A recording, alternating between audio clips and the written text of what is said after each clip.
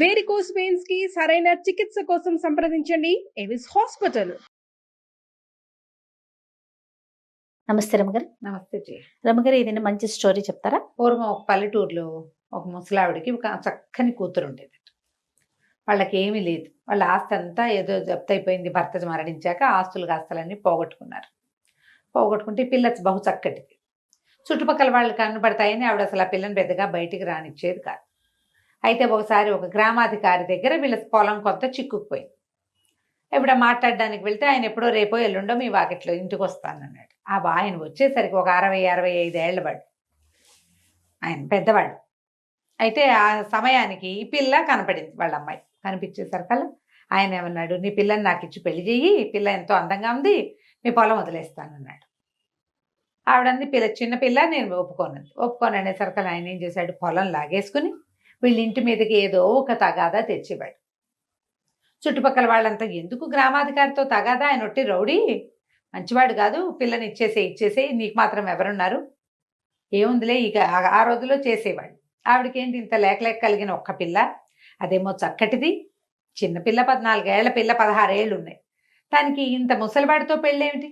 పైగా వాళ్ళ ఇంటి చరిత్ర అంత మంచిది కాదు, ఆ కొడుకులు కూడా దుర్మార్గులే. వాళ్ళు ఏం చేస్తారో ఈ పిల్లని, ఇంత చక్కటి పిల్లని. దాంతో ఈవిడేం చేసింది, ఒకనాడు ఒప్పుకుంది పెళ్ళికి. వాళ్ళని మీరు ఏర్పాట్లు చేసుకోండి అని చెప్పింది. ఈ గొడవలు తగ్గిపోయింది, వాళ్ళు పెళ్లి ఏర్పాట్లలో పడ్డారు. ఈవిడేం చేస్తుందంటే పిల్లకి మొహానికి ఒక ముసుగు చేయించి, ముక్కు మొహం వంకర టింకరగా ఉండేలాంటిది ముసుగు చేయించుకుని, అమ్మాయి ఈ ముసుగు పెట్టుకో, నీ మొహం ఎవరికి కనపడదు, ఇక్కడి నుంచి పారిపో, కనీసం నువ్వు బతుకుంటావని చెప్పి పిల్లని పంపించేసి. ఆవిడ బాగా జబ్బు చేసి ఉంది. పిల్ల వెళ్ళిపోయిన 2-3 రోజులకి ఆవిడ కాస్త చనిపోయింది. ఇల్లు ఇదైపోయినా ఈ పిల్ల ఎవరెవరి ఇళ్లలోనో పని చేసుకుంటూ బతికింది. అయితే ఏమైంది, ఒక షావుకారు గారింట్లో చేరింది. దీని మొహం ఎవరికి కనపడేది కాదు, వంకర టింకర మొహం, ముక్కు మొహానికి ముసుకుండేది కదా, ఈ ముసుగేసుకుని ఉండి నెత్తిమించి కొంగిట కప్పుకుని ఉండేది పిల్ల. వీళ్ళు దీన్ని చూసి అందరు అనేవాళ్ళు, ఏం రూపం రాదింది, రూపసి అని ఎక్కిరిచ్చేవాళ్ళు, రూపసి అని పిలిచేవాళ్ళు. అయితే జమీందార్ గారింట్లో ఒక షావుకారు గారింట్లో చేరింది. వాళ్ళ ఇంట్లో ఏంటంటే వంట మనిషికి ఏదో ఇబ్బంది అయితే ఒక 2 రోజులు పని చేయడానికి పెట్టుకుని ఈ పిల్ల చక్కగా వంట చేసేది, చాలా బాగా వంట చేసేది. ఆ పిల్ల వంటకి వాళ్ళు బాగా అలవాటు పడ్డారు. ఏడాది అని అర్థం ఉంది. అయితే ఏమైంది, క్రమంగా పిల్ల చేసే పాయసాలు అవి అసలు వాళ్ళ చుట్టాలందరికీ మహా ఇష్టమట. అమ్మాయి పాయసం చేసినప్పుడల్లా చుట్టుపక్కల జనాలు కూడా వచ్చి తాగిపోయేవాళ్ళు, అంత బాగుండేది. అయితే ఒకనాడు ఏమైంది, షావుకారు గారు భార్య ఏదో దేవాలయానికి వెళ్ళారు. వెళ్తే సరే పిల్ల తలుపేసుకుని స్నానం చేస్తోంది లోపల. వాళ్ళు ఏదో ఒక పూజా ద్రవ్యం ఒకటి ఇంట్లో మర్చిపోయామని షావుకారు గారు అబ్బాయిని వెనక్కి పంపించారు. ఈ అబ్బాయి తలుపు కొట్టేసరికల్లా ఈ అమ్మాయి ఏం చేసింది, మరి తలుపు తీయాలి కదా, గబుక్కను పరిగెత్తుకుంటూ వచ్చి తలుపు తీసేసి ఒక్క పరుగులో వెళ్ళిపోయి స్నానాలకు గది వైపుకి వెళ్ళిపోయింది. ఈ వెళ్ళిపోయేటప్పుడు అమ్మాయి ఏం చేసింది, స్నానం చేసేటప్పుడు ఆ ముసుగు ఏం తడుపుతారో ముసుగు తీసి పక్కన పెట్టింది. కొంగు అయితే కప్పుకుంది, కానీ ఈ అమ్మాయి మొహం కనపడింది వాడికి. 10 సెకండ్లు అందమైన మొహాన్ని చూశాడు. అది వచ్చింది రూపస్ అనుకోవాలి, ఇంకోళ్ళు ఎవరో వచ్చారనుకున్నాడు. అక్కడి నుంచి రూపసి అని కేకలు పెట్టాడు. బాబు స్నానం చేస్తున్నాను, వస్తానని చెప్పింది. మరి ఇంటికి ఎవరు వచ్చారు, నీ స్నేహితురాలు ఎవరైనా వచ్చిందా అని కేకేశాడు. ఎవరు రాలేదు, నేనే ఉన్నాను. స్నానం చేసి వచ్చాక ముసుగేసుకుంది. నేను ఇప్పుడు ఒక అమ్మాయిని చూశాను, నీ అంత ఎత్తే ఉంది,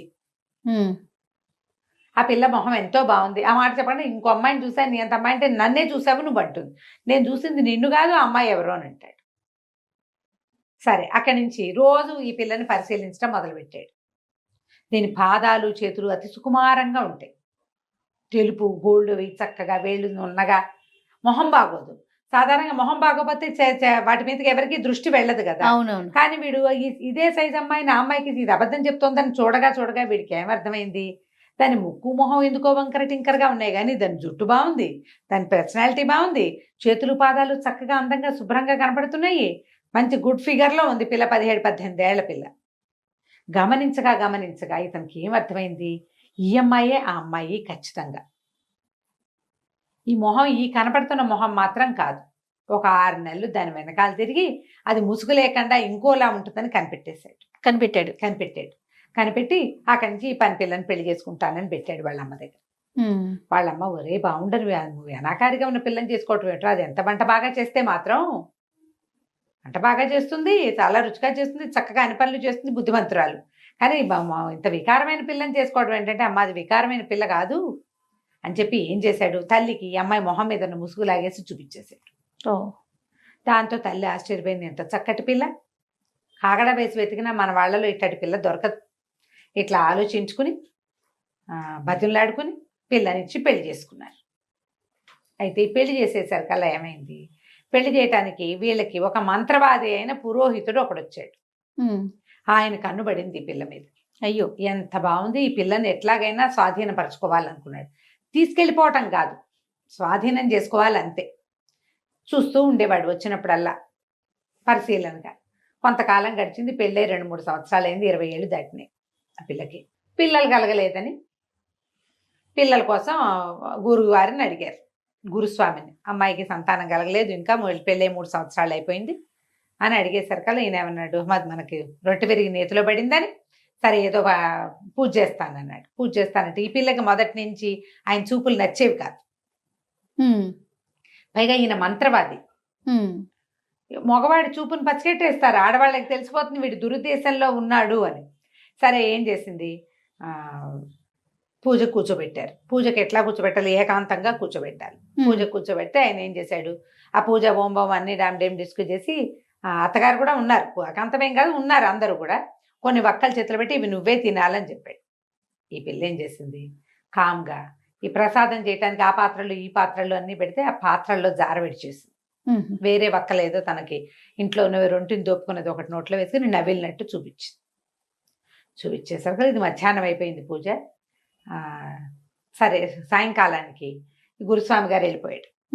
ఒక గదిలో ఆయనకి ఒక పెద్ద గది ఇచ్చారు, ఆయన ఆ గదిలో ఉంటే రాత్రి తలుపు కొట్టినట్టు వినిపిస్తే రూపసే వచ్చేసింది అనుకున్నాడు. ఆ వక్కలేమిటి మంత్రించి ఇచ్చాడు, వాళ్ళు రాత్రికి తన దగ్గరికి వచ్చేయాలి ఆ మంత్రంతో. తలుపు కొట్టేసరికి అలా వంటింట్లో ఉన్న పాత్రలన్నీ ఎగురొచ్చి ఈయన కావలించుకున్నాయి. పాత్రలో వేసింది గిన్నెలో వేసింది కదా, గిన్నెలు మరిచిపోయి వచ్చేసినాయి అన్నమాట. పాత్రలను కూడా లైన్ లో పెడతాయి అమ్మ వక్కలు. గురుస్వామి చచ్చి చెడి ఎటాగొట్టా వాటిని వదిలించుకున్నాడు. మళ్ళీ పూజ చేయించారు. ఈసారి ఏం చేశాడు, ఈయన ఒక ప్రత్యేకంగా ఒక పండిచ్చి ఈ పండు నువ్వే తినమన్నాడు.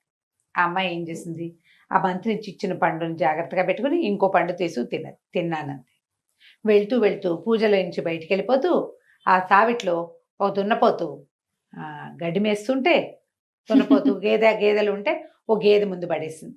ఆ గేదె అరటి పండు తినేసింది. ఓకే, అరటిపళ్ళు తింటాయి కదా కొట్లు, దున్నపోతులు, ఆ గేదెలు అన్నీ తింటాయి. గేదె తినేసింది.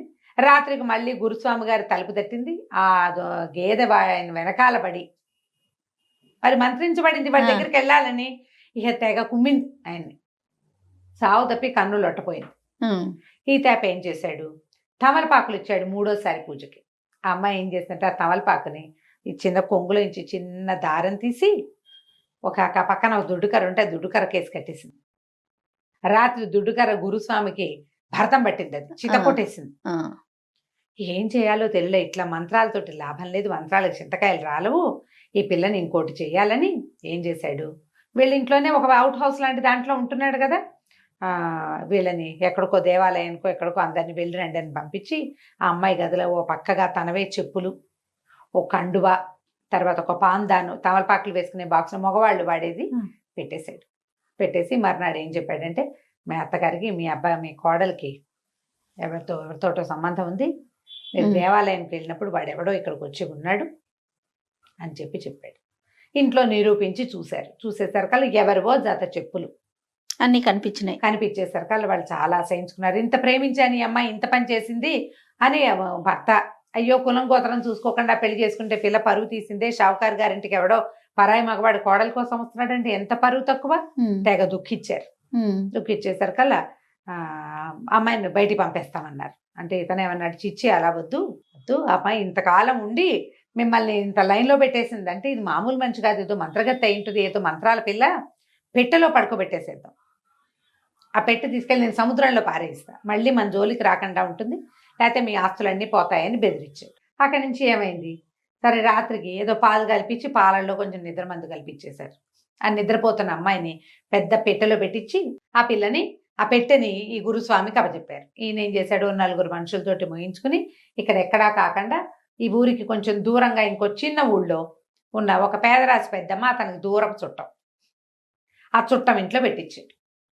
పెట్టించి ఆవిడకి ఏం చెప్పాడంటే, ఇందులో పిచ్చి కుక్కలు ఉన్నాయి, ఇది తీయద్దు, మంత్రి ఇచ్చిన కుక్కలు మీద పడతాయి, మరి 2 రోజుల తర్వాత వీటిని నేను వాటి సంగతి నేను చూస్తాను, 2 రోజుల్లో వస్తానని చెప్పాడు. తను ఇంకో చోట కాపురం ఉండటానికి ఏర్పాట్లు చేసుకుందాం అనుకున్నాడు. సరే ఈ పెద్దమ్మ ఏం చేసింది, ఆ పెట్టెను అక్కడే పెట్టి ఆవిడ దారిని ఆవిడ పని చేసుకుంటోంది. 2 రోజులు గడిచిపోయినాయి. పిల్ల లోపల ఆహారం లేదు, గాలి కూడా పెద్ద కారట్లో మూలుగుతుంటే ఏదో మూలుగు వినపడుతోంది, ఏంట్రా మూలుగు అని ఆ దేతాలు ఆ పెట్టెలో నుంచి వస్తుంది, పెట్టె మీద ఇట్ట టక్ టక్ కొట్టంగానే ఆ పిల్ల లోపల నుంచి ఈ తలుపు నేను తీయలేనండి అంది. అనగానే ఆవిడ ఆశ్చర్యపోయింది, ఏంటి కుక్కలు మాట్లాడుతున్నాయి, ఆడపిల్ల గుంతలే ఉంది, ఇదేమిటని. అమ్మాయి ఎవరమ్మాయి నువ్వంటే షావుకారు గారి కోడలండి, నన్నెవరో ఇందులో పెట్టారండి అని చెప్పేసరికల్లా అమ్మో కుక్కలు లేవా, ఎవరితో ఆడపిల్ల మాట్లాడుతుంది, షావుకారు కోడలంటే ఆ మధ్య పెళ్ళైంది, ఆ పెళ్ళే కాబోలని తలుపు తీసేసరికల్లా లోపల పడుకుని కనపడింది పిల్ల. ఆ అమ్మాయిని లేవదీసి ఏమిటమ్మా ఏమైందంటే, ఎటా బయట వచ్చానో తెలియదండి, మొన్న రాత్రి పాలు దాగి పడుకున్నాను, శుక్రవారం రాత్రి పాలు దాగి పడుకుంది, శనివారం పోయింది, ఇవాళ అది సోమవారం తెల్లవారిపోయింది. సరే ఆవిడేం చేస్తుంది, పిల్లని అదిసి బయటికి తీసుకొచ్చి కాస్త మంచినీళ్ళు ఇచ్చి ఏదో తినడానికి పెట్టి, అసలు ఏం జరిగింది అంటే, ఇదిగో ఇలాంటి మీ ఈ పెట్టె ఎవరు తెచ్చారు అని. ఆ పెట్టె తమ అత్తవారింట్లోది, అది గుర్తుపట్టింది, తన గదిలో ఉండే భోషాణమే అది. ఎవరు తీసుకొచ్చారు, గురుస్వామి తీసుకొచ్చాడు. ఆ గురుస్వామి దుర్మార్గుడు ఇప్పటికి 3 ప్రయత్నాలు చేశాడు నన్ను స్వాధీనపరచుకోవడానికి, నేను లొంగట్లేదని ఏదో ఎత్తేసినట్టున్నాడు అని చెప్పేసరికి ఈవిడేమంది, అమ్మాయి ఉండు, నువ్వు అన్నం తిన్నావు కదా, పద నిన్నని చెప్పి తీసుకుపోయి 5-6 ఏళ్ళు అవతల తమ స్నేహితుల ఇంట్లో ఈ పిల్లని బయటికి రానివ్వద్దు, దీన్ని జాగ్రత్తగా చూసుకుంటాను అని అక్కడ అప్పచెప్పొచ్చేసి, అక్కడి నుంచి వాకిట్లో పిచ్చి కుక్కలు కాదు మామూలుగానే ఊర కుక్కలు ఉంటే దాదా అని వాటికి చపాతీలు పెడతానని పిలిచి ఒక్కొక్కని ఎత్తి పెట్లో పడేసి లాక్ చేసేసింది, గడి పెట్టేసింది. కుక్కలు లోపల కూర్చుని అక్కడి నుంచి సోమవారం నాటి రాత్రి ఇతను వచ్చేసరికి గురుస్వామి వచ్చేసరికి ఇవిడేమంది, నాకు వేరే వాళ్ళ ఇంట్లో పని ఉంది, ఇవాళ రేపు నేను ఉండను ఇంట్లో, మా ఇంట్లో నువ్వు ఉండు, ఇదిగో నీ పెట్టె అని చెప్పి వెళ్ళిపోయింది. ఎవరింటికి వెనకాల వాళ్ళ ఇంట్లోనే ఉంది. వీడేం చేశాడు, ఇప్పుడు పెద్దమ్మ కూడా లేదు ఇంట్లో, ఏకాంతం లభించింది, ఈ పిల్లని స్వాధీనపరచుకోవచ్చని తలుపు తీసేశారు. కల్లా పొద్దున్న నుంచి పెట్టెలో కూర్చుని ఉన్న కుక్కలు ఒక్క ఉదుటనే వీడి మీద పడ్డాయి. మొహం అంతా రక్కి పీకేసింది. కుక్కలు కరిచేస్తాయి కదా, అక్కడి నుంచి పారిపోయినాయి బయటికి. ఈ దెబ్బలు కుక్క కాటలతోటి మూలుగుతూ పడున్నాడు. సాయంత్రానికి మొత్తం తతంగం జరిగిందంతా తెలిసిపోతుంది కదా. తెల్లారేసరికి కుక్కల అరుపులు మనిషి అరుపులు వినపడతాయి. తెల్లవారు ఆ పెద్దమ్మ వచ్చి చూసేసరికి ఇంకేముంది, ఒళ్ళంతా కుక్క కాటలతోటి కొస ప్రాణంతో ఉన్నాడు ఈ గురుస్వామి. కుక్కల కోరల వల్ల విషం ఎక్కేసి 2 రోజుల్లో మరణించాడు. అందరికీ కబురు చేశారు ఈ గురుస్వామి గారు మరణించారు అని. వీళ్ళేమనుకున్నారు, షావుకారు గారు అయ్యో మన కోడల్ని పెట్లో పెట్టి వాళ్ళకి అప్పచెప్పాము, దాని ప్రభావం వల్ల ఈయన చచ్చిపోయాడు అనుకున్నారు వాళ్ళు. చాలా బాధపడ్డారు. ఆ కోడలు పోయింది, రుచికరమైన వంట పోయింది, గురుస్వామి పోయాడు. ఒక 10 రోజులు 15 రోజులు గడిచిన తర్వాత ఈ పెద్దమ్మ ఏమందంటే, అమ్మాయి మీ అత్తగారిని మామగారిని మీ ఆయన్ని ఇక్కడికి భోజనానికి పిలుస్తా, శుభ్రంగా నువ్వు వంట చేసి పెట్టని పిల్లతో వంట చేయించింది. షావుకారు గారింటికి కబురు చేసింది, గురుస్వామి మా ఇంట్లో మరణించాడు, ఆయన ప్రీతి కోసం 15 రోజులు అయిపోయింది కదా, భోజనాన్ని పెడదాం అనుకుంటున్నా, మీ 3 రండి అని. 3 వచ్చారు భోజనానికి. చక్కగా వడ్డిస్తే పదార్థాలన్నీ తిని, వీళ్ళకి తిన్న రుచి ఆ రుచి తెలుసు. అత్తగారు కళ్ళ నీళ్ళ పర్యంతం అయిపోయింది, ఎంత బాగా వంట చేస్తుంది, అట్టాగే ఉందని. చివరికి కప్పుల్లో పాయసం పోసి పట్టుకొచ్చి ఇచ్చారు. పాయసం తాగేసరికి ఆ పిల్ల పాయసం చాలా ప్రత్యేకంగా చేస్తుంది కదా, కథలో ముందే చెప్పుకున్నాం. అసలైతే మొగుడు ఏడ్చేస్తున్నాడు, అత్తగారు కళ్ళ నీళ్ళు పెట్టుకుంటుంది, మామగారు నెత్తి మీద చేతులు పెట్టి కూర్చున్నాడు. మా కోడలు అచ్చు ఇట్టాగే చేసేది, చచ్చిపోయిందో ఏమైపోయిందో ఏమిటో ఆ పిల్ల ఎందుకు వచ్చిందో అనేసరికల్లా, ఎందుకో రాలేదండి, మీ కొడుకు కోసమే వచ్చింది, ఇదిగో ఇక్కడే ఉంది, మీ కోడలు చేసిన పాయసమైన పిల్లని తెచ్చి చూపించేసరికి వాళ్ళు తల్లిపోయారు. ఇదేమిటి, ఇది ఎట్లా జరిగిందంటే, గురుస్వామి మిమ్మల్ని మోసం చేశాడు, ఈ పిల్ల తప్పేమీ లేదు, దానికి శాస్తిగానే వాడు చచ్చిపోయాడు, మీ పిల్లని మీరు తీసుకెళ్ళండి అంటే, ఆ రూపసి పేరున్న మహాద్భుత సౌందర్యవతి అయిన తమ కోడల్ని మళ్ళీ వాళ్ళు ఇంటికి తీసుకుపోయారు. వాళ్ళు నమ్మటం ఒక పొరపాటు, మరి వాళ్ళు గురువుని నమ్ముతారు కదా ఎవరైనా కూడా.